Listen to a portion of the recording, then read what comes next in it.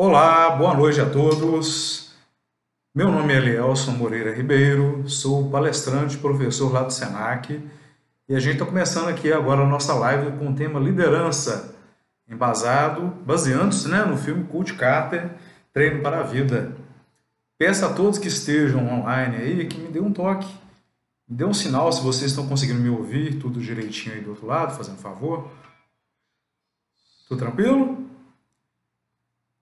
Minha esposa vai estar me auxiliando aqui, aí ela vai sinalizar se está chegando resposta aí, que a gente tem um delay, né? À medida que eu falo, demora um pouco para chegar para vocês aí. Tudo bem?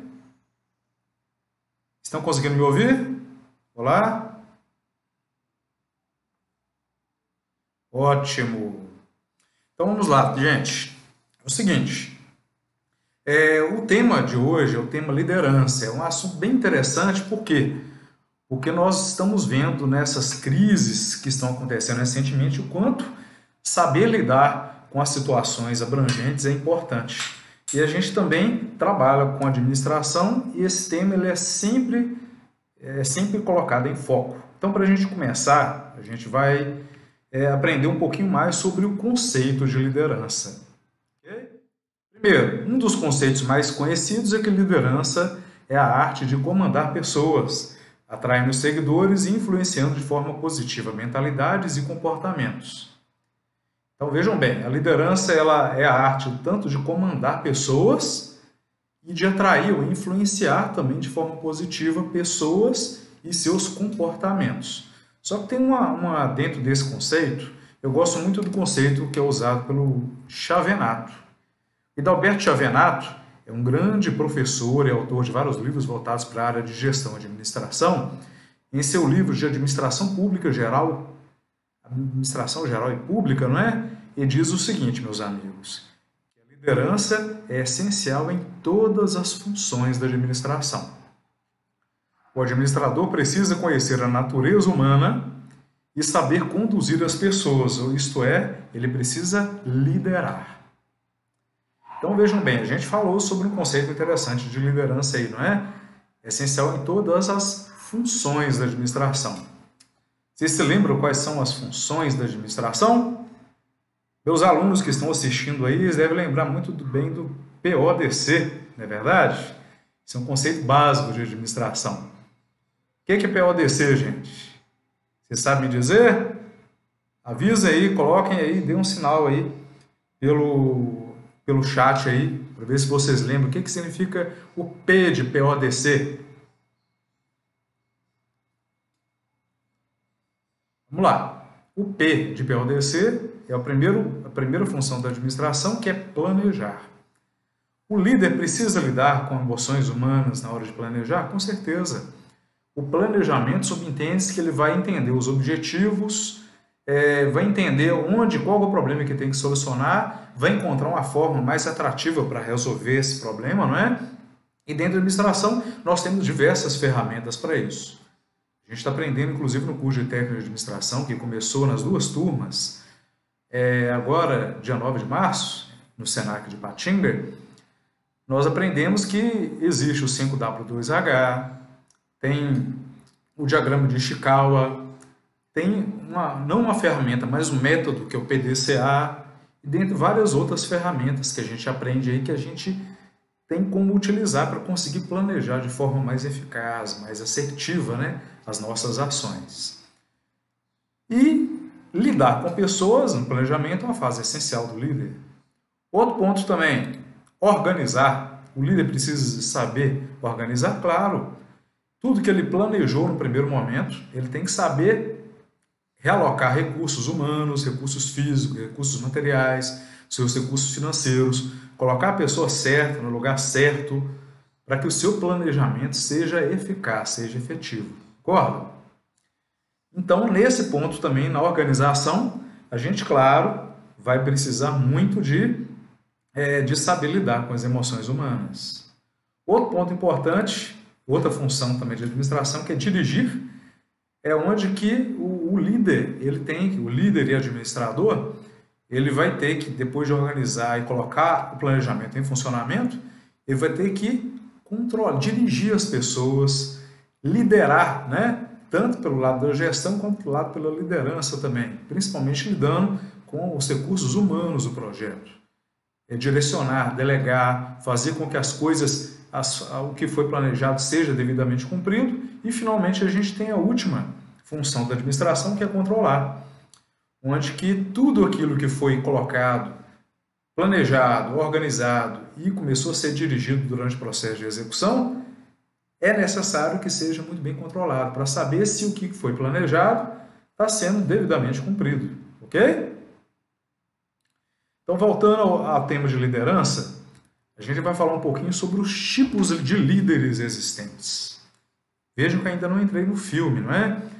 O filme em si, Coach Carter, esse filme aqui, ó, que está aparecendo aqui desse lado aqui do computador, tá vendo? Aqui desse lado, isso. O filme é muito interessante, porque ele aborda justamente o trabalho em equipe, aborda também outras situações. Esse filme aí tem várias abordagens, inclusive, por exemplo, sobre a área educacional, sobre formação de equipe, sobre o contexto, sobre oratória, que é um ponto que a gente vai discutir aqui também. Mas, acima de tudo, esse filme aborda muito a liderança. No filme, um ponto importante que a gente tem que entender, esse filme é baseado numa história real.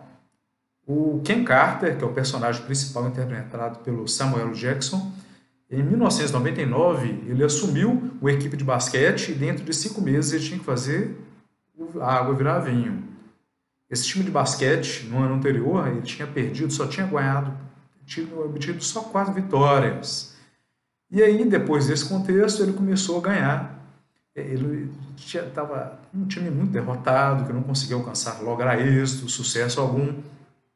E aí, finalmente, com a entrada do Coach Carter, né, do Ken Carter, ele começou a se tornar, a ganhar todas as batalhas. E ele ficou famoso, veio a público, né, no ano de 1999, nos Estados Unidos, no estado da Califórnia, ali próximo, uma cidade chamada Richmond, que é até o nome do colégio, né, um lugar pobre lá, de classe média, classe baixa.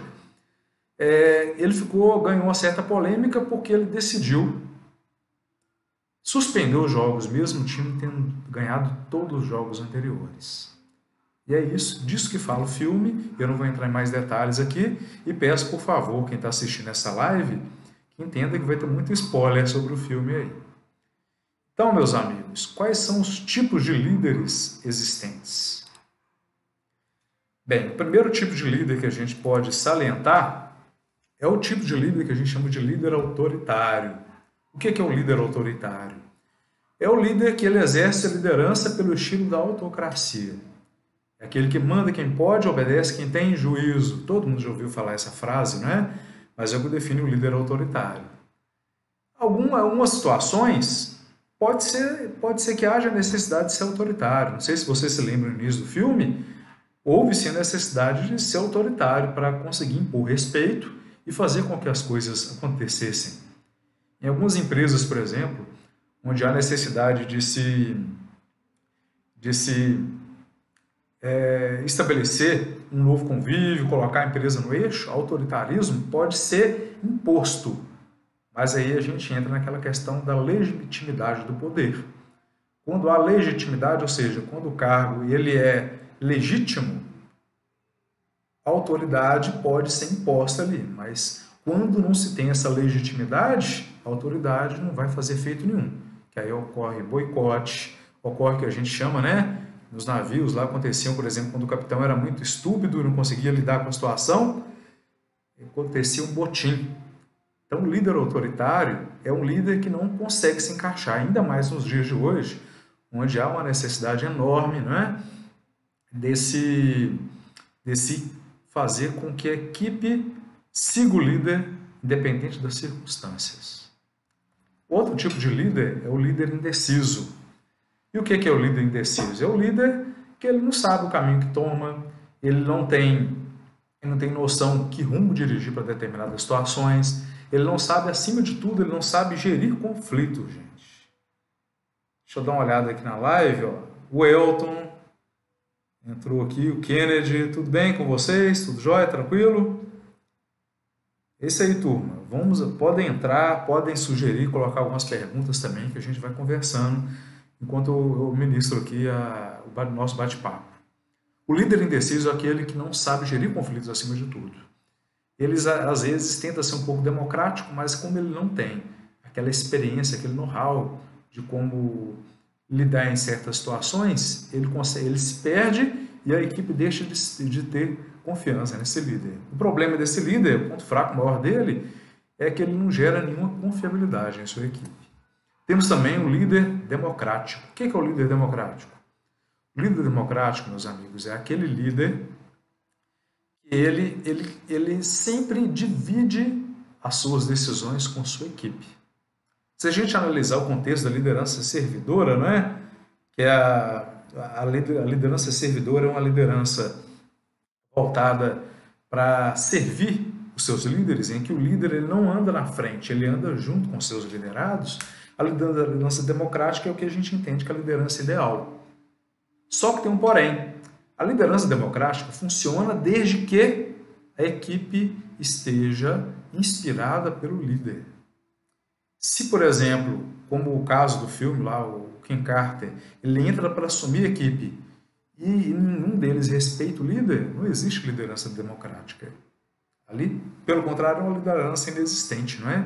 Então, a liderança democrática ela funciona desde que a empresa, a equipe, né, esteja com suas competências elevadas e todo mundo no mesmo ritmo, na mesma direção. Mas é uma liderança ideal, né? E temos também a liderança liberal. O que é a liderança liberal? Liderança liberal é aquela liderança onde, infelizmente, né?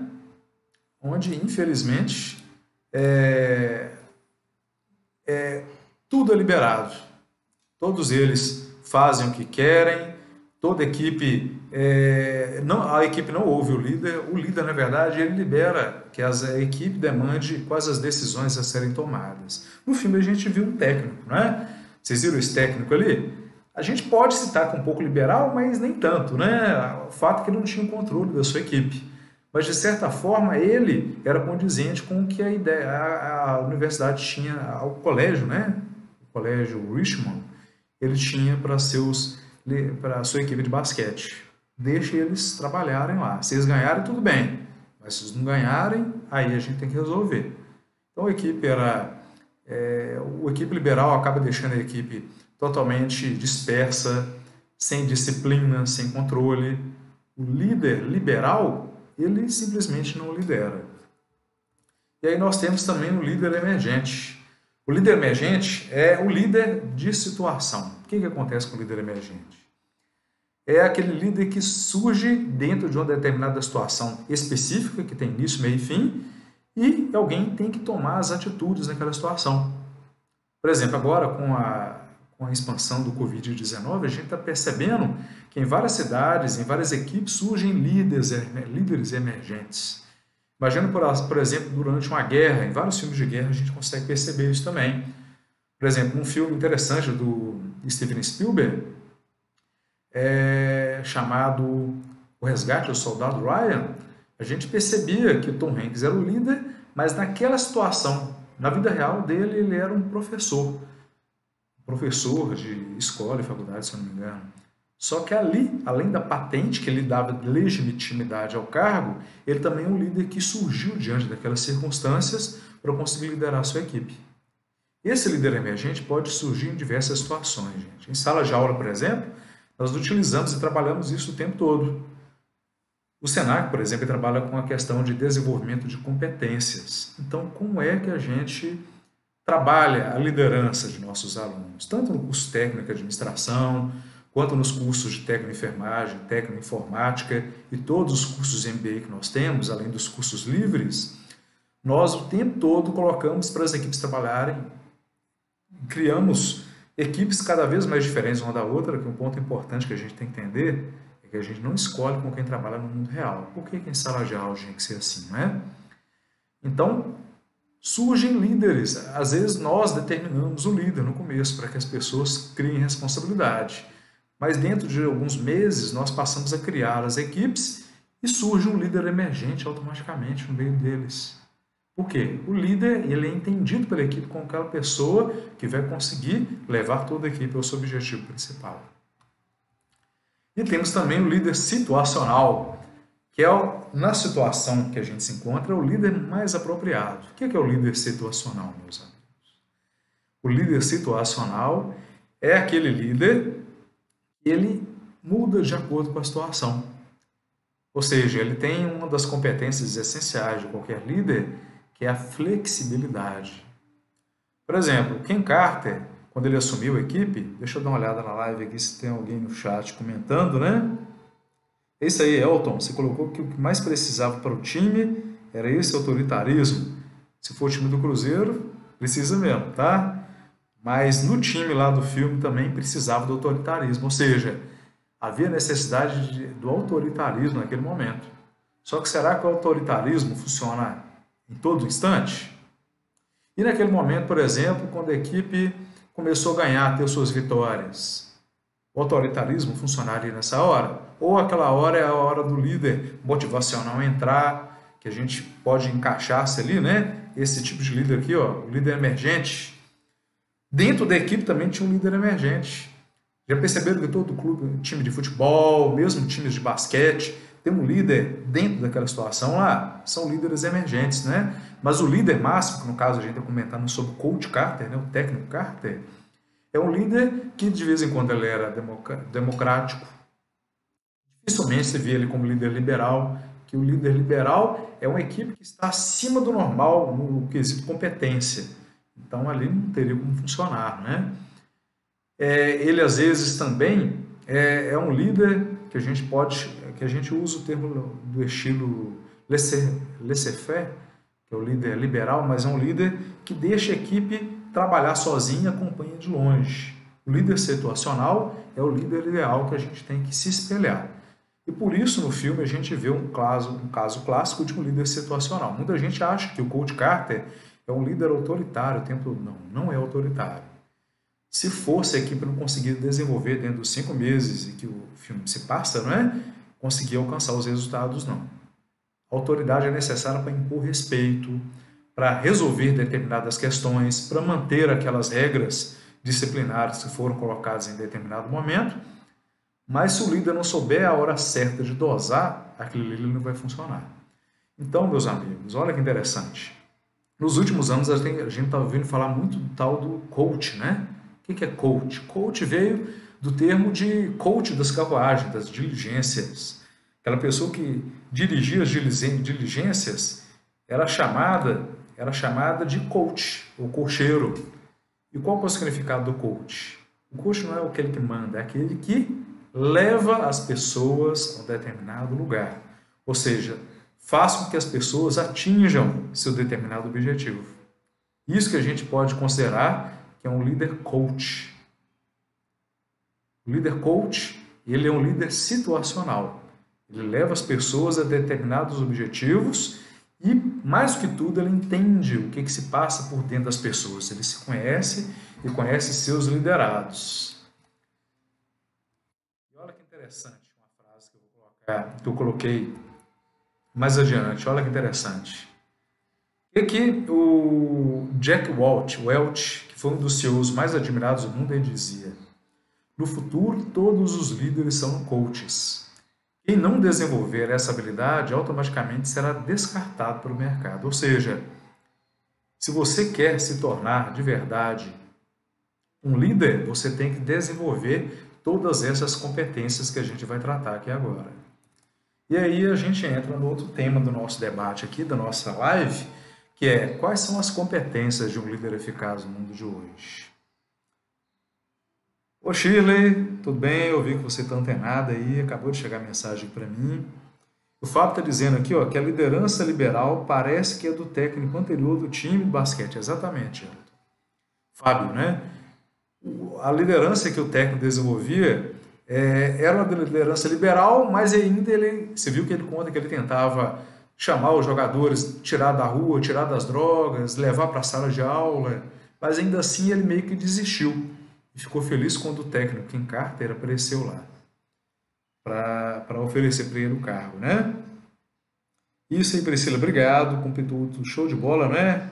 Tô vendo que Ivan respondeu aqui também. Marilene, tudo bem, Marilene? Priscila, diretor. Acabei de falar. Priscila, minha esposa, falar que a Priscila deixou uma mensagem aqui. É isso aí. Obrigado, Marilene. Obrigado pelo feedback. Então, gente, agora vamos analisar. Competências de um líder eficaz. Primeiro, vamos entender o que é o conceito de competência, né? Competência, gente, é uma mescla de conhecimentos, habilidades e atitudes. O saber, que é o conhecimento, a habilidade, que é o saber fazer, e as atitudes, que é o querer fazer. E para entender isso, para um líder entender quais são as suas competências, a primeira coisa que a gente tem que aprender é o seguinte: todos vocês devem ter ouvido falar de um papo de líder nato, não é verdade? Quem já ouviu falar de líder nato? Todo mundo. E a vida inteira, na minha infância, minha adolescência, né? E o começo da juventude, eu ouvia isso aí também e pensava, poxa, fulano de tal é um líder nato. Só que depois de um tempo eu descobri um negócio importante. Isso é um mito. Não existe líder nato.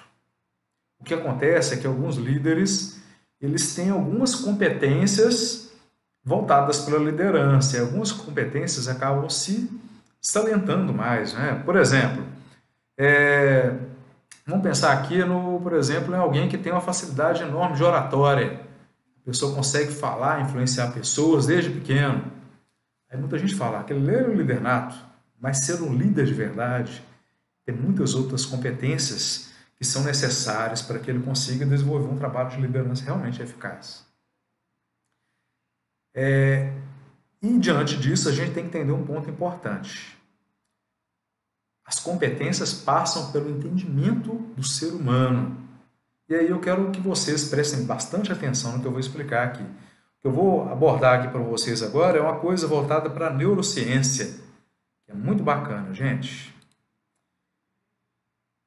Vejam só. Em 1967, houve um dilema proposto por uma antropóloga chamada Philippa Foot. Em sala de aula, ela criou um dilema interessante. Imaginem vocês, vou arredar um pouquinho para cá, vocês conseguirem ver aqui, né? Estão conseguindo enxergar aqui direitinho, né? Imaginem vocês um trilho de trem. E nesse trilho de trem tem 5 pessoas amarradas. Elas estão presas lá, certo? E vem um trem desgovernado do outro lado, né? E o trem, gente, você não vai ter tempo de tentar salvar as pessoas. E quando você observa melhor, você percebe que o trem está vindo e tem 2 trilhos. Num dos trilhos de trem tem aqui, ó, como vocês podem ver aqui em cima, tem 5 pessoas amarradas e tem aquela bifurcação que você pode ainda perceber, tem só uma pessoa amarrada. E ao seu lado, logo ao seu lado, você percebe que tem uma alavanca.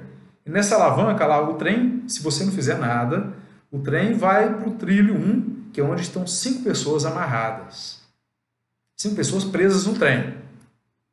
E se você puxar a alavanca, dá tempo ainda do trem ir para o trilho 2 e matar, né, no caso, uma pessoa só que está amarrada. Eles são totalmente desconhecidos, ok? Vou colocar aqui que eles são totalmente desconhecidos. Nesse caso, um ponto importante que muita gente se pergunta, mas aí eu correria para... Esqueça, onde você está, pela velocidade que o trem vem, é impossível você tentar correr e desamarrar as pessoas. Eu vou jogar no trilho 1, tentar, é mais fácil amarrar um. Não, não tem como. Então, é uma situação simples. Ou você deixa as 5 pessoas morrerem, ou deixa uma pessoa morrer. Aí eu pergunto para você, se você estivesse nessa decisão, qual decisão você tomaria? Vou dar um tempinho para vocês pensarem aí, comentarem, né? Mas eu já sei a resposta de praticamente 100%. Vocês pegariam a alavanca e colocariam para que o trem fosse em direção ao trilho 2, porque é melhor uma pessoa vir a falecer do que 2. Uns 10%, de acordo com a pesquisa da Philippa Foot, em 1967, cerca de 10% das pessoas falaram, não responderam, pensaram assim, poxa, para mim vai depender da vida das pessoas, melhor não fazer. Mas 90% das pessoas tomaram atitude e decidiram fazer o que aparentemente é o óbvio, né? O que isso diz para a gente? O que isso nos mostra? Mostra, meus amigos, que nós agimos pela emoção. O ser humano, ele se diferencia de todo o restante dos animais do nosso planeta pela sua inteligência. E sua inteligência é baseada em emoções. Isso é um estudo que a neurociência, que estuda o nosso cérebro, né, as nossas relações neurais, que nos diz. Agora, olha que interessante, gente. Em 1976, uma filósofa chamada Judith Jarvis Thomson e também um professor Sanders na década de 70 e década de 80, ele deu um up nesse estudo aí. Ele fez uma simulação, ele fez uma situação similar, um dilema similar. Imagine vocês, tem 5 pessoas amarradas, você está em cima de uma ponte que tem sobre esses trilhos, certo? E vem um trem desgovernado da mesma forma. Da mesma forma que o dilema anterior, você nunca teria condições de descer e desamarrar as pessoas, certo? Só que aí colocou um outro ponto nesse dilema, que envolve um pouco de ética. Imagina que em cima da ponte, na beiradinha da ponte, coloquei aqui um bichinho aqui, ó, vê se dá para ver aqui, tá vendo? Na beiradinha da ponte, tem um homem muito grande, um homem zarrão lá na ponte, que está olhando aquela situação e vendo o que está acontecendo. Você nunca viu esse homem na vida. E você percebe claramente que se você der um empurrãozinho naquele homem, um toquezinho. Ninguém está ao seu lado, ninguém está te vendo ao redor. Só você, o trem e as 5 pessoas estão prestes a morrer lá, sem câmera. Você dá um toquezinho nele, sabe o que vai acontecer? O trem vai matá-lo, só que com isso vai ver a tempo, vai frear o trem e com certeza ele vai salvar 5 vidas das pessoas que estão amarradas lá mais para frente. O que você faria? Vocês podem me responder se quiserem, tá? O que vocês fariam? Que escolha tomar nessa situação? Deixa eu ver quem respondeu aqui. Priscila falou que ficou curiosa, né? Uma situação curiosa, né, Priscila? Obrigado. Desenho fui eu que esbocei ali no PowerPoint mesmo. O que vocês fariam? Olha, de acordo com a análise da filósofa Judith Jarvis Thomson, em 1976, praticamente todo mundo falou. Infelizmente, eu deixava 5 pessoas morrerem. Por quê? Por que isso acontece, gente? Porque há emoção envolvida. Nossas tomadas de decisões envolvem emoções. Entenderam isso? Olha só, o que movem os seres humanos são as emoções. Certo? Então, por mais que salve-se 5 vidas, a gente não vai derrubar aquele sujeito lá. Agora, você quer ver uma outra situação um pouco mais complicada? Imagina você na mesma situação, na beira da ponte, esse sujeito, esse homem corpanzil, está olhando lá embaixo, só que tem uma diferença. Sabe aquelas 5 pessoas que estão amarradas lá na trilha do trem? São 5 pessoas que você ama. São seus filhos, seu filho, sua filha, seus pais, seu marido, seu esposo, namorado, namorada. São 5 pessoas que você ama. Aí eu refaço a pergunta. O que você faria nessa situação? Você tem a chance de salvar a vida deles em detrimento de uma vida daquele homem zarrão que está na frente. Podem responder se quiserem, mas eu vou explicar para vocês qual que é a resposta. A resposta, de acordo com a filósofa Judith Jarvis Thomson, que ela usou essa resposta, inclusive, para detectar psicopatas da situação, né? É que todo mundo empurraria o homem zarrão, é claro. Tem gente que até dava um chute nele, né? Metia a bicuda nele lá para... Opa, minha família está em jogo. O que isso quer dizer, meus amigos? É outra coisa que a gente entende. Se o que move os seres humanos é emoção, as emoções governam as nossas decisões e nossas preferências de maneira inconsciente. Vocês acham que a gente pensa isso tudo, gente? Nossa, não vou fazer isso não, que eu vou estar matando uma pessoa em detrimento das que eu gosto. Não, a gente vai escolher o que é melhor, o que o nosso coração manda.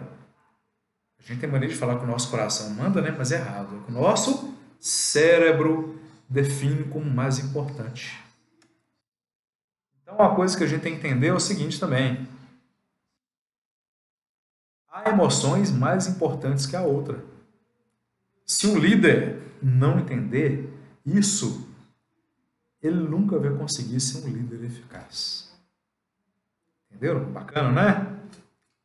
Então, voltando ao nosso tema, aos nossos slides aqui, vamos lá. A gente pode entender primeiro quais são as competências essenciais. E a primeira delas, a primeira competência que eu queria conversar com vocês sobre ela, é a comunicação eficaz. É importante que um líder tenha uma comunicação eficaz? Sem sombra de dúvidas. Vejam bem, gente, se um líder ele não consegue, se um líder ele não consegue se comunicar de forma eficaz com seus liderados, nada daquilo que ele planejou, nada daquilo que ele organizou, nada daquilo que ele tem em mente, todos os seus projetos, suas vontades, seus desejos, nada daquilo vai à frente, nada daquilo vai funcionar. Consegue entender isso? Nada daquilo que ele tinha em mente para botar a cabo, para fazer funcionar, consegue ir para frente. A comunicação ela é essencial para qualquer liderança. Vejam bem, eu não falo de ter uma voz bonita, não. Quando eu dou cursos e treinamentos sobre oratória, eu comento sobre isso, né, com os meus alunos, em palestras que eu eventualmente leciono, em consultorias que eu já dei. Se comunicar é se fazer entender. Vejam bem, meus amigos, comunicação é se fazer entender. Então, você não precisa de ter uma voz bonita para se comunicar bem. Você não precisa de ter... você não precisa necessariamente de ter uma voz audível, saber usar, de ter uma voz de palestrante, de radialista para isso. Isso é balela. A gente tem vários exemplos que falam sobre isso, né? Quais são os exemplos que a gente tem? O pastor Cláudio Duarte, ele é um excelente orador, profissional, se comunica de forma muito eficaz. A voz dele é horrorosa. E além desses exemplos, tem vários outros. Quer dizer que o Ken Carter, o Coach Carter, lá o técnico, ele tinha uma voz bonita? Não. Vocês acham que ele tinha a voz do Samuel Jackson, que é uma voz icônica? Lógico que não. A voz dele é uma voz comum, só que ele sabia transmitir aquilo que ele queria para os seus liderados, certo? Uma coisa interessante que a gente pode olhar também, comunicar-se de forma eficaz é conseguir entender a forma como seus liderados entendem o que você fala. Então, nas suas estratégias, o Ken Carter usou até termos específicos que fazem parte de jogo, de esporte, né? Mas ele utilizou algumas analogias muito interessantes para conseguir se comunicar de forma eficaz. Não sei se vocês se lembram no filme, né? Quem assistiu o filme mais recentemente vai lembrar. Ele usou o nome de suas irmãs para criar algumas jogadas. Por exemplo, quando ele falava Diane, Diane, é para a equipe dele fazer uma marcação cerrada homem a homem. Quando ele falava Delilah, Delilah, era para fazer uma defesa de armadilha. E quando ele falava Linda, Linda, é para fazer a equipe fazer aquela jogada de ataque com corta-luz e giro no basquete. O que isso nos leva a entender? Se comunicar de forma eficaz é transmitir informação de forma que todos compreendam. E cada um compreende ao seu modo.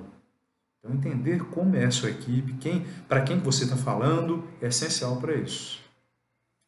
Transmitir informação e transformar essa informação em conhecimento é o papel do grande comunicador.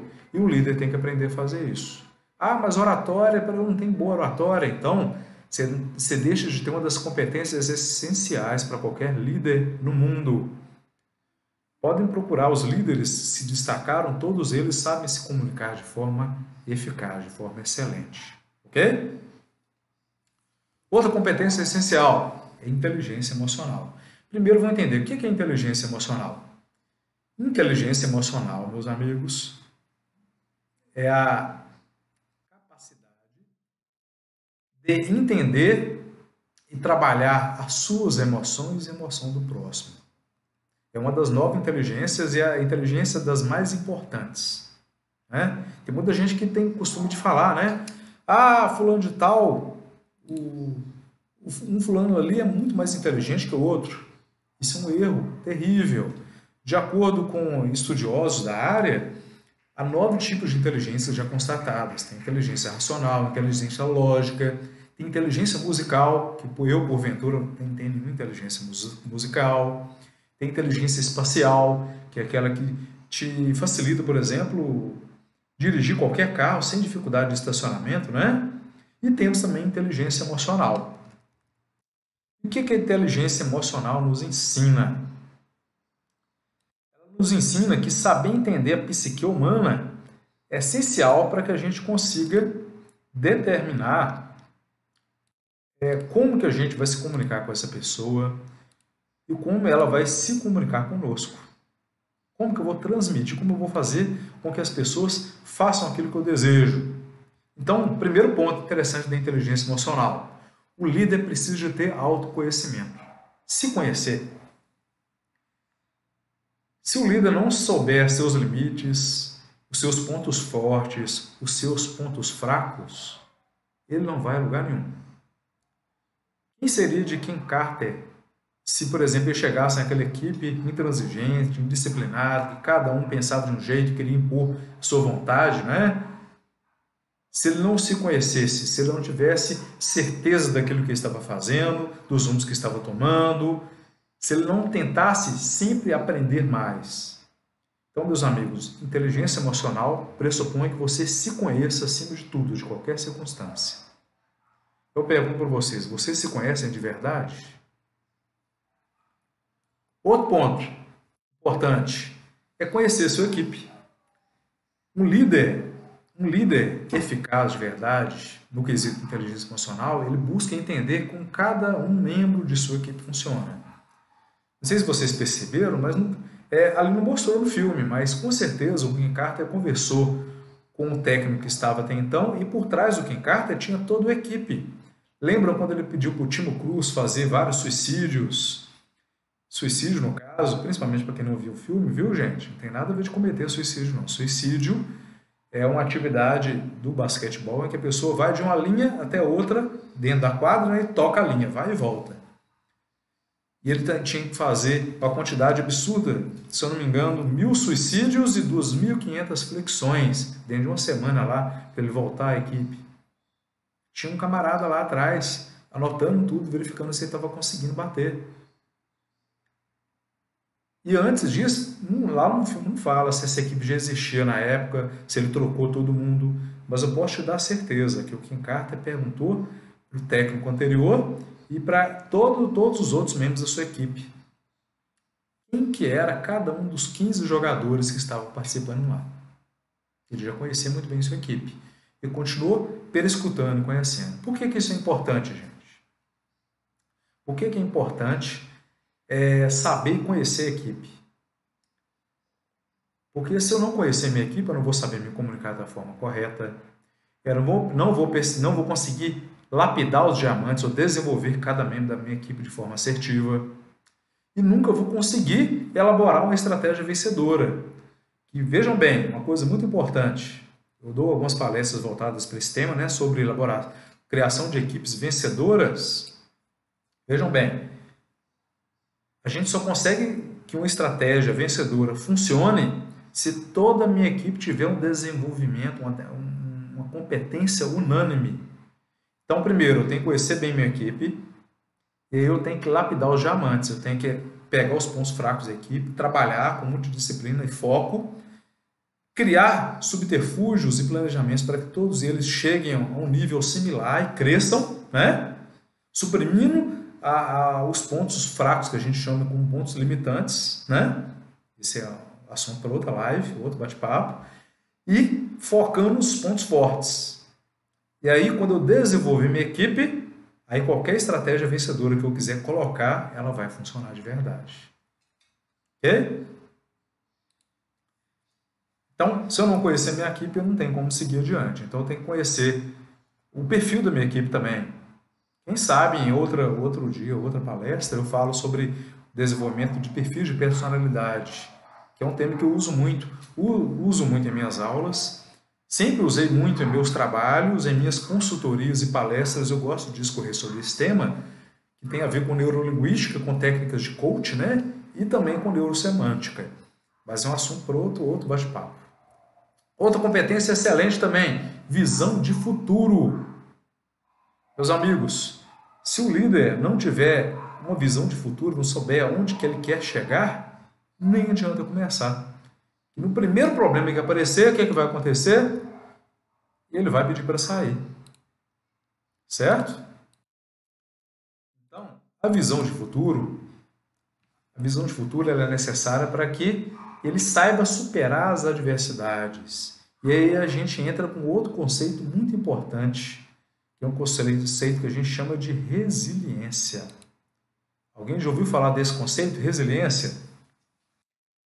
Resiliência é nada mais, nada menos que a capacidade de se reinventar, de fortalecer diante das dificuldades que a gente enfrenta pela vida. E aí, para explicar um pouquinho sobre resiliência, eu vou usar uma analogia muito interessante aqui, que é a diferença entre o carvalho e o bambu. Ok? Primeiro, todo mundo já ouviu falar do carvalho, não é verdade? O carvalho, gente, é uma árvore linda, nobre, uma matéria nobre, por exemplo. Quem tem móvel de carvalho tem um móvel para a vida toda. É barato o móvel de carvalho? Assim como o cedro, o carvalho é uma madeira nobre. O móvel de carvalho, meus amigos, não se engane, é um móvel caríssimo. E aqui, como vocês podem ver aqui nessa imagem, o carvalho é uma árvore que demora décadas para crescer, ele é muito alto. Eu li recentemente aí que lá no Reino Unido tem um carvalho que tem segundo eles, mais de 5 séculos. Então, o carvalho é uma árvore que aprofunda suas raízes, né, no solo e que não é fácil de derrubar. É verdade? Não é qualquer vento que derruba, não. Já o bambu que está aqui do lado, é um outro artifício, outra planta, né, que a gente pode entender também não é uma árvore, mas é uma planta similar, que dá em todo canto.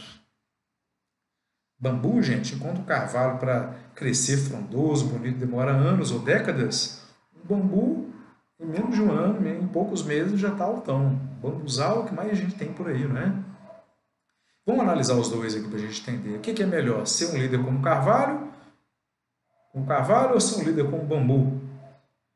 O carvalho, vocês já tentaram, imaginem vocês com um facão na mão, tentando cortar um carvalho.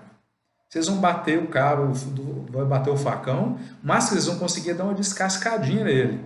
É mais provável que você machuque a sua mão ou quebre o cabo do facão ou mesmo a lâmina, certo?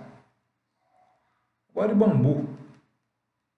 Provavelmente na época de vocês não existia isso, mas na minha época, quando eu queria soltar minhas pipas e papagaios, eu pegava uma faquinha de serra, aquela de passar margarina ou manteiga no pão. Eu ia até um bambuzal, cortava com a faquinha de serra um pedacinho de bambu e fazia minha taquara. Uma criança de 5 anos de idade consegue cortar um bambu. Poxa, então quer dizer que bambu não vale nada, né? O que é mais caro, gente? Uma mesa de bambu trançado ou uma mesa de carvalho? É lógico, uma mesa de carvalho. Só quando a gente analisa o quesito resiliência, é isso que eu quero que vocês prestem atenção. Aí tem uma diferença interessante. O carvalho, imagine que o carvalho enterrado no chão com as raízes profundas, não é? E vem aquelas ventanias do norte para o sul, do sul para o norte, de leste para o oeste. No começo ele vai ficar firme e forte. Ele vai balançar a sua árvore toda, mas seu caule, seu tronco, firme e forte no chão. Ele não se derruba de forma alguma. Só que dependendo da quantidade do vento e da direção do vento, vai acontecer igual aconteceu em algumas partes do mundo aí. Ele vai sair com a raiz e tudo para fora do chão. Ele não adianta mais, né? Morreu o carvalho. Tem muitos líderes assim, são líderes fortes como carvalho. Só que quando acontecem algumas mudanças que sempre vão acontecer nesse mundo vulco em que vivemos, né? O mundo VUCA, gente, para quem não conhece, é um conceito interessante que fala que a gente vive num mundo volátil, é um mundo inesperado, né? Um mundo complexo e um mundo, acima de tudo, ambíguo. E o que está acontecendo recentemente aí, né? Com o vírus Covid-19 e todo o caos que está sendo gerado aí por essa... Qual é o termo, gente? Não me falhou o termo aqui de cabeça. Ao vivo tem essas coisas, né? Essa abrangência, essa derrocada aí, né? Em geral, com relação ao vírus. Não, coronavírus, isso. É o coronavírus, mas é o que está... Hã? Como, amor? Essa infestação do vírus. Essa infestação do vírus, qual que é o nome? A sensação? Infestação.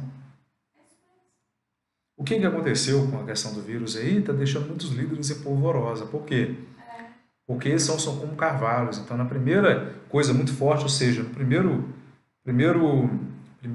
evento aí que faz toda essa diferença, né? Muitos líderes vão cair, eles saem com a raiz e tudo do chão. Agora e o bambu? Bambu, aquele negócio que não vale nada, gente. Vem o vento do sul para o norte, ele balança, qualquer ventinho, qualquer soprinho, né? O soprinho do lobo mau da história lá dos três porquinhos, o bambu enverga e balança até o chão. Só que vejam bem, diferente do carvalho, pode ouvir o vento com toda a força, ele vai envergar até um lado. Vem um vento do outro lado, ao mesmo tempo, ele vai envergar até o outro. E aquele ponto onde que o bambu enverga, ele vai se fortalecendo cada vez mais. Então, se por um lado, às vezes, a gente tem que ser forte como carvalho, a gente tem que ser flexível e resiliente como o bambu. Nós temos que saber superar essas adversidades e nos tornarmos flexíveis. Isso tem a ver com visão de futuro. E com visão de futuro tem a ver também dois pontos importantes que eu quero falar aqui. Um ponto importante, né, que é o planejamento estratégico. A gente aprende muito no nosso curso técnico de administração lá. Planejar, fazer tudo de forma estratégica. Um líder de verdade, quando fala-se que tem visão de futuro, ele planeja onde que ele quer chegar e como que ele vai chegar lá. No caso, um líder em empresa tem que ter isso também, mas nossa vida pessoal, a gente tem que ter isso também, não é? O líder tem que ter missão e visão e seus valores pessoais. Visão é onde que ele quer chegar. Visão é aonde que ele quer, o que ele quer alcançar. Daqui a 5, daqui a 10 anos, no caso do Ken Carter lá, no caso, dentro de 5 meses eu quero me tornar essa equipe vencedora, mas a minha visão é maior que tornar a equipe vencedora. A visão do técnico lá, né? A visão do técnico Ken Carter para a sua equipe era que eles não fossem atletas estudantes, se tornassem estudantes atletas. Que apesar deles terem que alcançar resultados no esporte, o que o Ken Carter queria mais que nunca é que a equipe conseguisse alcançar resultados na vida. E queria formar homens e não garotos formados. E o que é a missão? Missão é como diariamente a gente vai chegar para atingir aquela visão planejada. Ou seja, o que eu tenho que fazer diariamente para conseguir atingir aquela minha visão? E dentro desse contexto eu não posso burlar os meus valores pessoais. O líder ele tem que ter ética, tem que ter integridade, ele tem que ter aqueles valores que são valores que ninguém pode atropelar, mesmo que faça com que ele alcance aquele objetivo da visão de forma mais rápida. Para fazer isso tudo funcionar, ele precisa ter visão de futuro e ter um planejamento estratégico. E quando a gente fala de visão de futuro, meus amigos, a gente também fala de um ponto muitíssimo importante. Visão de futuro pressupõe que você consegue enxergar de forma que outros não conseguem enxergar. Por exemplo, esse vírus Covid, essa pandemia. Pandemia é a palavra que tinha saído da minha mente na hora, gente. Tá? Pandemia, amor, vai me falando aí, quando aparecer alguém. O Ivan Carvalho falou pandemia. Isso, Ivan. Obrigado, viu, Ivan? Pandemia é a palavra. Olha só, nessa pandemia do coronavírus, tem muita gente desesperada. O que eu vou fazer? Vou ter que dormir o dia inteiro, ficar com meus filhos. Gente, é uma ótima oportunidade. Que uma coisa que a gente reclamava o tempo todo, enquanto não existia pandemia, era o quê? Que não tinha tempo. Que não tinha tempo. E agora a gente tem tempo de sobra. O que vocês estão fazendo com o tempo de sobra que vocês têm? Vocês estão sendo realmente eficazes? O meu tempo de sobra, eu estou estudando, estou fazendo alguns cursos, aprendi a mexer nesse equipamento aqui, olha que legal, esse aplicativo chamado OBS Studio, eu aprendi do zero, de nada, aprender. Lá na igreja, junto com o Tatá, não sei se o pessoal da igreja está aí também, né? A Luciano, o Tatá, o nosso pastor Ricardo lá da Primeira Igreja Batista Nacional de Patinga, da qual eu sou membro e também sou o líder do Ministério de Ensino Bíblico, né? Nós também implementamos, fizemos com que os cursos online entrassem em funcionamento, as aulas também de EBD, ensino bíblico, né? E eu decidi também fazer essa live, que eu nunca tinha feito na vida. Eu sempre pensava, poxa, eu podia começar a investir nisso, né? Mas o tempo, a gente sempre protela e deixa para depois. Olha que Deus nos deu a oportunidade da gente tirar do papel aquilo que a gente planejava fazer há meses, há anos ou há décadas.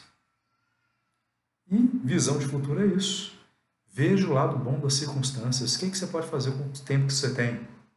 Você está assistindo Netflix o dia inteiro? Confesso que eu sou um amante de cinema e de séries e vejo muita Netflix, sim, vejo muitos filmes, séries, né? Quem me conhece sabe muito bem disso. Na minha primeira live da vida eu estou falando justamente sobre um filme que eu amo muito, gosto muito desse filme. Mas e o tempo da sua vida? Você está usando de forma assertiva? Pensa nisso.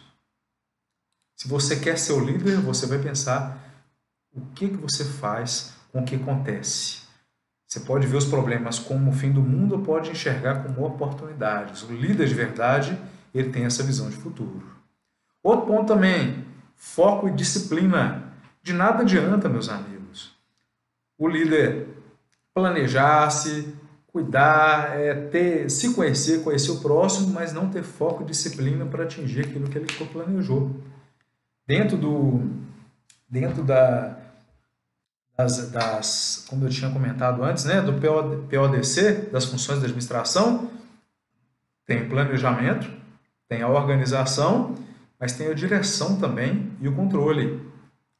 Não vou conseguir colocar nada que eu planejei, organizei, se eu não souber dirigir e controlar com foco e disciplina. Foco e disciplina são essenciais, né? São essenciais para que eu consiga desenvolver, colocar em prática aquilo que eu planejei, para que eu consiga de verdade fazer com que aquilo que eu coloquei no papel venha acontecer. E foco e disciplina não é fácil. Pressupõe que às vezes você vai ter que tomar algumas medidas rígidas. No filme, vocês se lembram o que foi definido? A primeira coisa que ele fez é colocar um contrato, e nesse contrato tinham regras muito rígidas, não é verdade? Rígidas mesmo. Dentre as regras que ele colocou, ele colocou que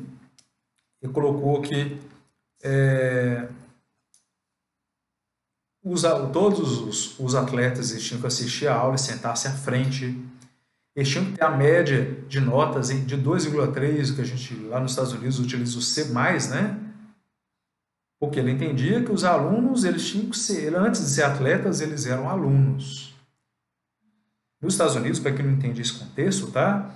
Lá tem um sistema de ensino diferente.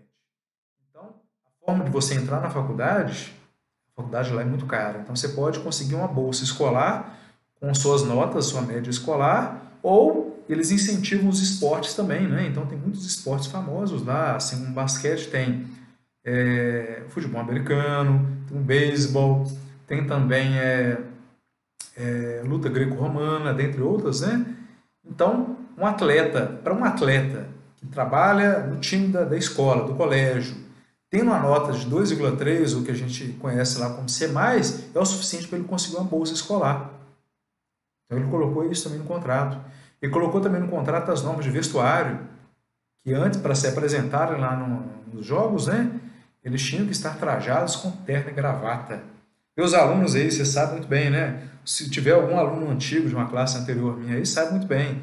Nos projetos integradores eu faço questão de focar no marketing pessoal, é entender, ó, a gente está fazendo não para a gente, mas para o público, para quem vai assistir. Então, por exemplo, hoje eu estou vestido de terno e gravata, poderia estar com uma camisa mais simples aqui, mas por quê? O nome do vestuário, no meu entender, no entender do Kim Carter, também é importante para passar aquela questão de respeito. E olha que coisa interessante, as regras valiam para todos. Tem um ponto também que ninguém podia xingar, né? Tinha regras sobre palavrões, quem xingasse tinha que pagar flexões, quem chegasse atrasado também tinha que pagar flexões, quem desrespeitasse, tinha todo um conjunto de regras. E as regras valiam para todos. Não sei se você se lembra, um filho do treinador chamado Damien Carter, ele entrou no time, no primeiro dia que ele foi treinar, ele chegou atrasado. Ele teve que pagar as regras, teve que cumprir e se ajeitar ao que foi definido pelo treinador. E aí, voltando ao filme, a regra teve que ser cumprida, né?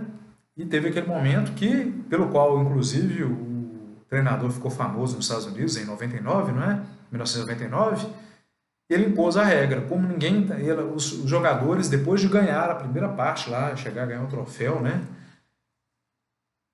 Ele com 16 vitórias ininterruptas, ele bloqueou o estádio e falou, ó, se vocês não atingirem...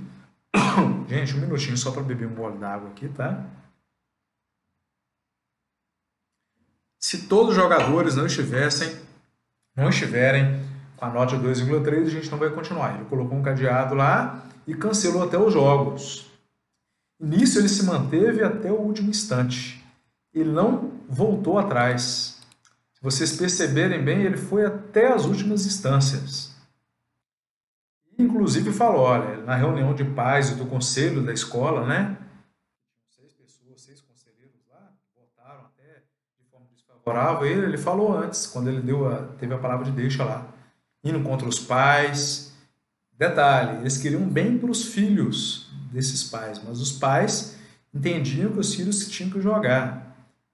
Foram contra os pais, contra os próprios liderados, contra a escola, grande parte do conselho, e ele falou, não preciso me demitir se vocês quiserem voltar a ter os jogos e abrirem a quadra de jogos lá.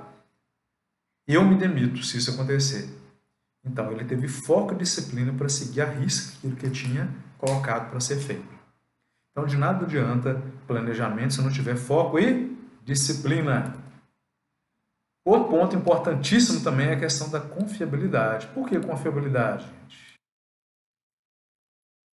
Porque a confiabilidade, ela fazia com que toda a equipe o seguisse. Ele tinha a equipe nas mãos dele, porque ele gerou confiança, gerou respeito. Eu falo isso muito com meus alunos, e toda vez que eu dou um treinamento ou faço uma consultoria voltada para líderes. Primeiro ponto, como você gera confiança nas pessoas? O primeiro ponto é o seguinte, não é? Primeiro, eu tenho que transmitir confiança. Primeiro ponto, nunca, vejam bem, gente, nunca, em hipótese alguma, se você quer ser uma pessoa confiável, nunca prometa aquilo que você não pode cumprir. Seja uma pessoa conhecida pelas suas atitudes, não pelas suas palavras. A gente está vendo esse contexto todo, esse problema da pandemia, do coronavírus, né? E uma instituição que a gente perdeu totalmente a credibilidade no passado dos anos foi justamente a classe política. Por quê, gente? Porque eles sempre prometem e raramente cumprem. Só que acontece isso na nossa vida pessoal também. Provavelmente um de vocês aí que está me ouvindo já deve ter prometido no churrasco com um amigo vamos comer uma pizza no sábado, beleza, a pessoa vai lá, se prepara, arruma a sala toda, ninguém aparece. Vamos na minha festa de aniversário, você avisa, E hoje as pessoas estão até fazendo o seguinte, né? Olha, eu vou fazer uma festa de aniversário para minha filha, para o meu filho, aí eu peço que vocês confirmem até essa data. Por quê? Se a pessoa falar, eu vou, a palavra não tem valor mais. Então, você quer liberar, quer ser uma pessoa confiável, nunca prometa aquilo que você não pode cumprir. Se você não tem certeza, fala que vai verificar depois e vai dar o retorno. Não prometa. Segundo ponto, se porventura não conseguiu cumprir, não justifique, peça desculpas. As pessoas que são confiáveis, quando porventura alguma coisa que prometeu não teve como cumprir, por algum motivo diverso, por exemplo, essa pandemia, ou um atraso que não dependeu especificamente da pessoa, né? Ela não pede, ela não justifica, desculpa, aconteceu isso, não. A pessoa que me desculpe pelo que aconteceu, tá, prometo que não vai acontecer, e segue adiante. E aí ele tem todo cuidado na hora de prometer alguma coisa de novo. Pode ter certeza que pessoas, líderes de verdade, aqueles líderes que são competentes, que têm sua equipe ao seu redor e faz com que todos o apoiem em todas as suas decisões tomadas, são líderes conhecidos pelas suas atitudes, não pelas suas promessas não cumpridas. Outro ponto ainda sobre confiança. O líder, ele sabe, a pessoa confiável, ela não fofoca, ela não usa meias verdades, ela trabalha direitinho a comunicação de forma que ele coíbe qualquer disse ou não disse. Um líder que permite que no seu meio, na sua equipe, as pessoas falem mal umas das outras pelas costas, provavelmente é porque o líder também faz a mesma coisa por trás. E o líder tem que ser exemplo. Ok? Então, nesse quesito confiabilidade, a gente viu no filme que ele exercia isso tudo, né? Primeiro, ele impunha respeito, ele colocou regras e a equipe confiava nele. Será que é verdade? Para mostrar para vocês que a equipe confiava nele, eu vou dar um exemplo específico. O time tinha um tal de Timo Cruz.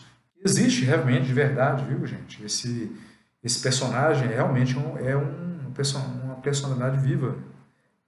Ele foi um jogador que, inclusive, deu sequência à sua vida lá. O Timo Cruz era, como em muitas equipes existem, tá? Aquele liderado que ele é do contra. Ele tenta boicotar a equipe, o líder, ele tenta ir contra todos, contra a maré, é aquele que faz fofoca, que tenta dissuadir todos. Ah, não, esse líder aí é muito rancoroso, quem que ele acha que é? É aquele que vai contra a maré. O que aconteceu no começo do filme? Eu não concordo com relação à violência, não é?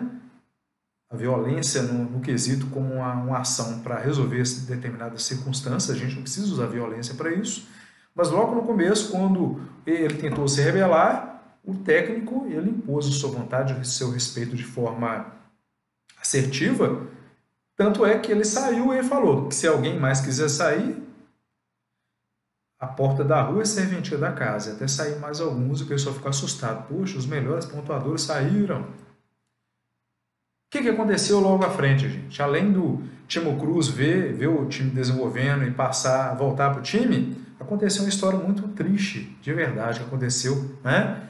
Que o primo dele morreu. Esse Timo Cruz era envolvido com alguns problemas aí de drogas, né?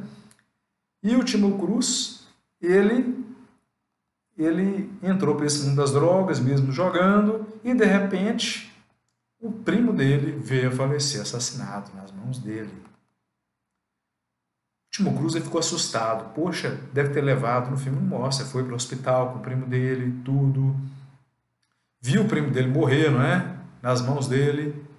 Ele poderia procurar qualquer pessoa do mundo, poderia procurar um amigo dele, atleta, poderia procurar os pais, a mãe, qualquer pessoa. Quem que ele procurou? Ele foi procurar a única pessoa que ele confiava.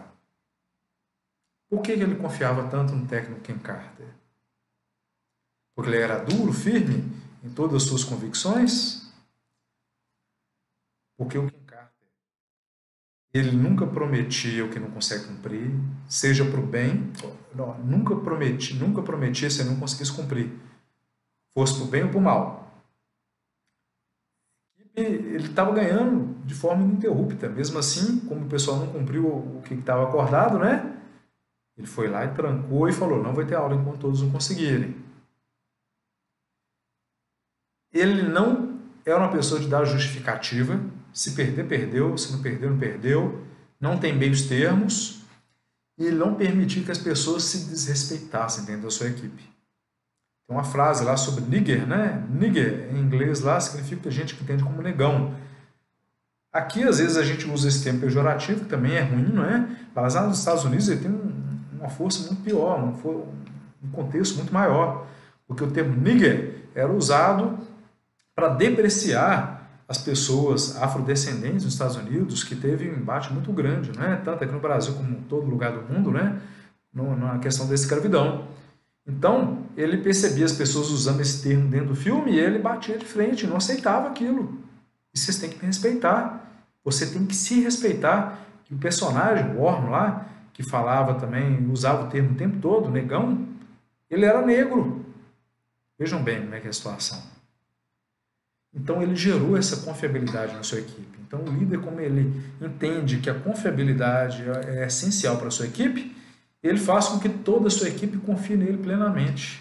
E a equipe, ela segue a ponto de que mesmo todo mundo indo contra o líder, mesmo todas as circunstâncias desfavorecendo o líder, a gente viu no filme lá que os pais, o conselho, a mídia também, todo mundo bombardeando o líder com várias imposições, a sua equipe estava com ele. Quando ele voltou para a quadra, naquela cena muito triste, né? Que ele viu que tiraram o cadeado da sua quadra lá, ou seja, ele estava levando um caixote dele, pediu demissão, que não ia continuar. Ele teve o grande, o imenso prazer, inenarrável, de perceber que a equipe dele estava com ele. E lá atrás, na equipe, tinham 3 professores que acreditavam no que ele queria acreditar, no que ele acreditava também, na sua visão de mundo, né? Isso é confiabilidade, gente. Isso é maturidade na relação da inteligência emocional, conhecer sua equipe e transmitir a confiança necessária para que todos confiem na liderança. E, finalmente, a última competência que eu coloco aqui, que é a inspiração.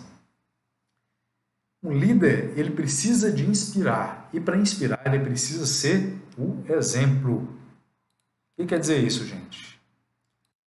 Se um líder ele não gerar, se um líder ele não for o exemplo, se o líder não for realmente o exemplo para a sua equipe, se ele pedir alguma coisa, por exemplo, quando a gente, pais e mães ali, a gente pede para o nosso filho parar de comer a boca cheia, mas a gente repete esse erro de vez em quando, você não vai ser inspiração para ninguém.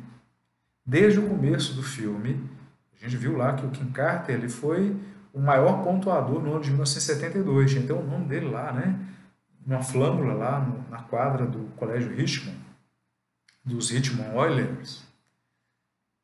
E ele era inspiração desde o primeiro momento, mas o tempo todo, tudo aquilo que ele colocava, quando ele começou a colocar seus planejamentos, começou a fazer sua equipe crescer, funcionar, eles começaram a ganhar, ele continuou sendo inspiração, tanto nas vitórias quanto nas derrotas. E ser um líder inspirador é uma competência também que pode ser adquirida. Como? Colocando tudo aquilo que você planejou que seja cumprido, tendo foco, disposição, determinação, sendo resiliente, sendo estrategista, sabendo lidar com a sua equipe, sabendo lidar com as críticas. Outra coisa importante, saber gerir todos os conflitos, saber lidar com as emoções que estão envolvidas no meio desse jogo todo, né? Então, isso tudo aí é importante para que seja um líder inspirador. E aí eu cito agora outro líder, que queira você ou não, se você acredita ou não, tem fé ou não, tem um líder que foi inspirador no tempo em que esteve aqui na Terra, conosco, né, como pessoa física encarnada, mas também a gente pode tirar várias histórias do contexto da vida dele, foi Jesus Cristo. Jesus Cristo era um líder servidor nato. Ele ia contra a maré. Né? Naquela época tinham líderes também. O líder é aquele que mandava, quem pode obedece, quem tem juízo. É verdade? O líder da sinagoga lá, Aí, de alguém, se alguém desobedecesse, tinha punição severa. E todos tinham que servir o chefe, o líder. Jesus mostrou que é diferente. Ele servia. Naquele contexto, na época do ambiente lá na Judéia, era comum que a pessoa, o dono da casa, né, um anfitrião, ele lavasse os pés das pessoas que chegassem como forma de respeito. Jesus mostrou para os seus liderados que ele, que era o líder, né, ele também tinha que servir. O líder, ele serve. Ele pegou uma equipe totalmente heterodoxa, totalmente heterogênea, com pessoas de todo tipo, né? Mas ele conhecia a si mesmo, conhecia cada um deles de forma sensacional, conhecia o íntimo.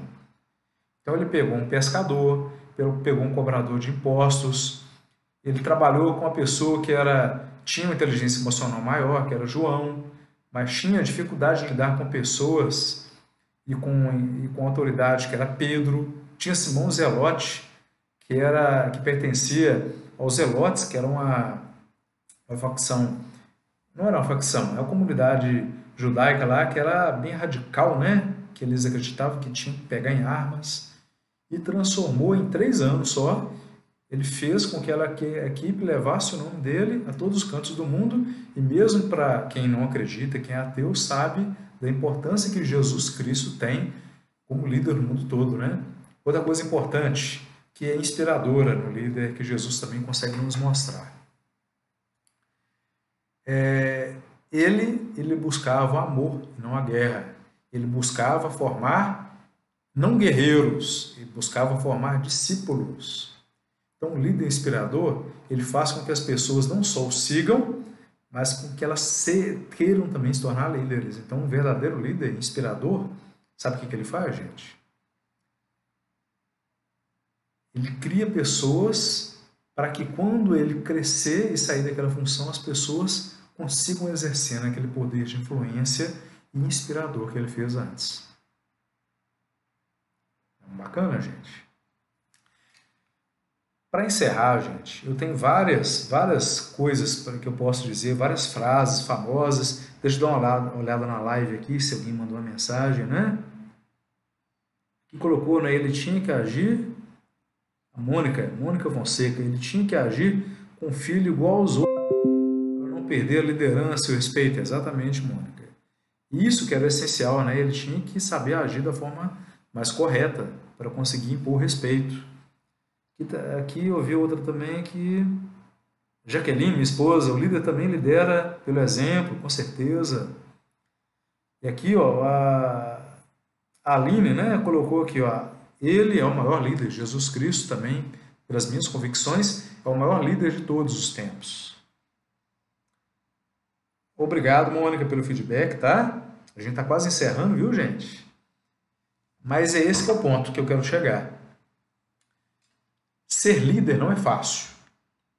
Ser líder envolve se conhecer muito bem, conhecer as pessoas que você lidera muito bem, ser resiliente, enfrentar as pedras, as tempestades que surgem no meio do caminho, ser resiliente. Envolve ter conhecimento, tá? Conhecimento, competência, envolve estudar, trabalhar, envolve ser o exemplo, aquele dia de chuva que ninguém quer sair, ser o primeiro a entrar lá na frente de todo mundo, sair para a chuva, se molhar com seus liderados. Ou seja, ser líder não é fácil. Mas pensem comigo, existe alguma coisa fácil na vida que verdadeiramente vale a pena?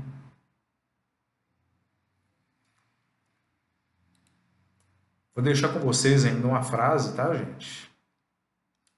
Essa frase que eu vou deixar para vocês aqui é uma frase de um homem que foi um líder a seu tempo, que até hoje é conhecido, né, principalmente nos Estados Unidos, mas que muita gente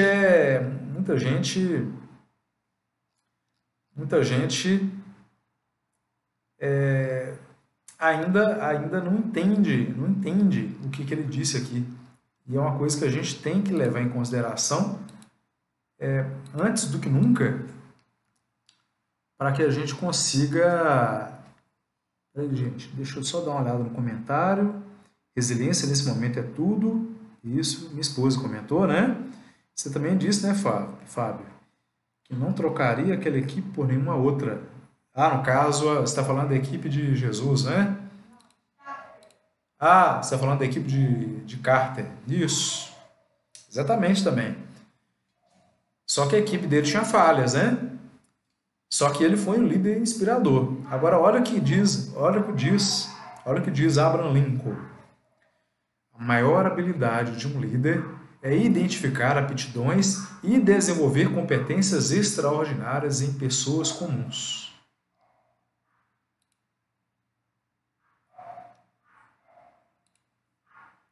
Vocês acreditam nisso? Que ele disse de verdade? Vamos repetir a frase. A maior habilidade de um líder é identificar aptidões e desenvolver competências extraordinárias em pessoas comuns. Ser líder é lapidar diamantes. É extrair daquele que ninguém dá nada por ele aquilo que ele tem de melhor. E é essa frase que eu deixo para a gente encerrar a nossa live de hoje. Antes de mais nada, gente, eu quero deixar aqui para vocês, como eu disse antes, né, eu sou professor do Senac. E lá no Senac de Patinga, a gente está com algumas inscrições abertas ainda. Estou deixando essa informação porque, gente, uma das competências do líder não é ser visionário, ter visão de futuro e ter foco e disciplina. Para isso, a gente precisa de estudar, se capacitar, se conhecer melhor, criar conhecimentos e habilidades para, junto com a nossa atitude, a gente se tornar pessoas competentes.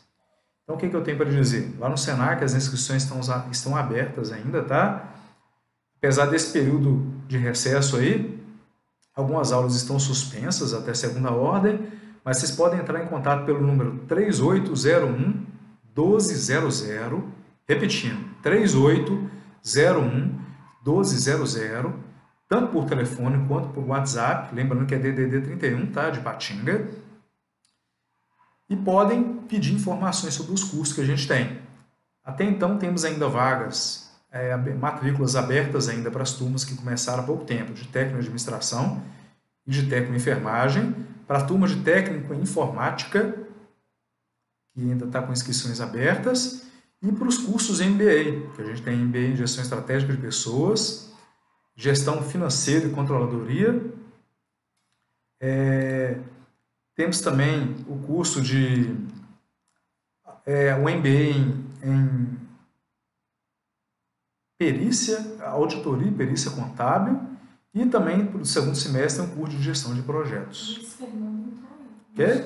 Luiz Fernando entrou. Deixa eu ver aqui, minha esposa está dizendo, Luiz Fernando, você entrou aqui, né? Deixa eu dar uma olhada no que o Luiz Fernando disse, gente. Essa frase resume o trabalho de Coach Carter. Jovens que antes eram desacreditados e se tornaram vencedores, mas até a vitória houve muitos momentos de lapidação. Exatamente. Exatamente, Luiz. Não há vitória, gente, se a gente não conseguir desenvolver a nossa equipe e se nessa equipe que a gente desenvolver não tiver uma pessoa que assume o seu lugar. E ali não conta, né? No filme não passa, nem mostra, né? Mas eu tenho certeza que muitos deles se deram bem. Na verdade, o filme no final mostra algumas coisas interessantes, né? Olha só, no filme, ao final do filme, mostra que de todos, né, de todos os 15 jogadores, 6 foram para a universidade. Veja bem, isso contraria totalmente o que a diretora lá da escola disse, né? Ela dizia o quê?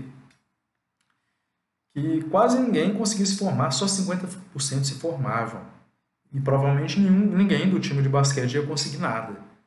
Mas o Junior Battle, que era aquele grandalhão, que tinha maior dificuldade com estudos, né? Até aquele que a mãe, não sei se vocês se lembram no filme, a mãe dele teve que intervir, que o irmão dele mais velho morreu e a mãe dele teve que intervir para ele voltar para o time, teve uma dificuldade, né, com os estudos lá, que era um turista em sala de aula.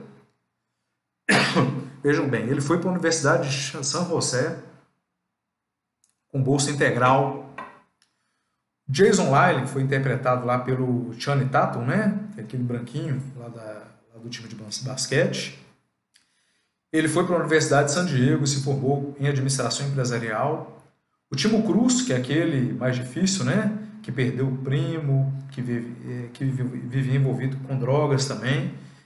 Ele se tornou defensor titular no time de basquete da faculdade e cursou a Universidade Humboldt. O Jason Warren Willis, ele ganhou uma bolsa para a Universidade de São Francisco e jogou como pivô no time de basquete da universidade por 4 anos. Karen Stone, aquele que sua namorada assim, engravidou e depois abortou, né, no decorrer do filme lá.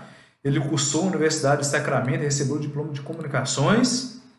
E o Demi Carter, que é o filho do Coach Carter, né, do Ken Carter, ele continuou a quebrar os recordes de ritmo lá da faculdade, do colégio, de pontos e assistências, que antes eram conseguidos pelo pai, bateu todos os recordes. E depois de se formar, ele recebeu uma bolsa para a Academia Militar de West Point.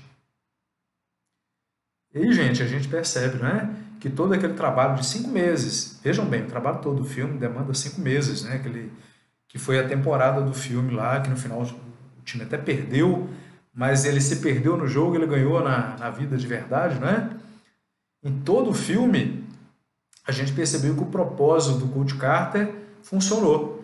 E ele falou uma frase muito icônica também que eu queria deixar aqui para encerrar a live. Deixa eu ver se alguém está respondendo aqui, né? Eu recebi o feedback do Fábio, do Kennedy também. Obrigado, gente. Muito obrigado, viu? Lá no começo do filme ele falou e no final do filme ele fez isso no discurso também, no final, né? Ele disse o seguinte: eu farei de tudo o que puder para levá-los para a universidade e para uma vida melhor. Ou seja, o líder de verdade, ele não quer simplesmente